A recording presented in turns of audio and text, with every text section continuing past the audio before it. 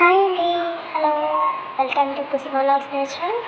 నేను మీకు ఇవాళ ఇడ్లీ కొబ్బరి చట్నీ ఎలా తయారు చేయాలని చూపించబోతున్నానండి. ఇడ్లీ హోటల్ స్టైల్లో ఎలా చేస్తారో మీకు తెలియజేయబోతున్నాను.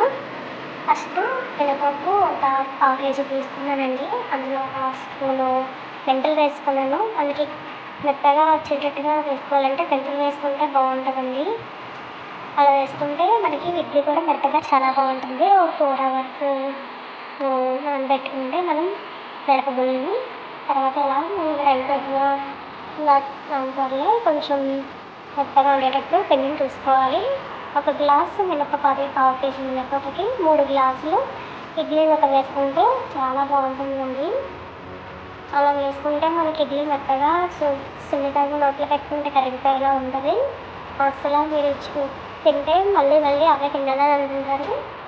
చాలా అంటే చాలా బాగుంటుందండి. ఇలాగా 2-3 times నీట్గా కడిగేసుకొని రెడీగా పెట్టించుకోవాలి. ఆ గ్రైండర్లో పప్పు అయిపోయేటప్పటికి నేను మనం రెడీ పెట్టించుకుంటే బాగుంటుంది. ఆ రెండు మిక్స్ చేసేసుకోండి. అలాగే ఇడ్లీలో ఒక మిక్స్ చేసి పప్పులోని మనం నెక్స్ట్ డే చూసారా ఎలా పొంగుతున్నట్టుగా వచ్చిందో.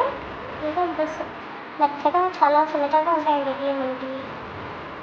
చాలా బాగుంటాయండి అలా వేసుకొని. నేను అందులో సరిపడినంత ఉప్పు వేసుకొని కలుపుతున్నానండి. హాఫ్ స్పూన్ వేసుకున్నాను నేను ముందు.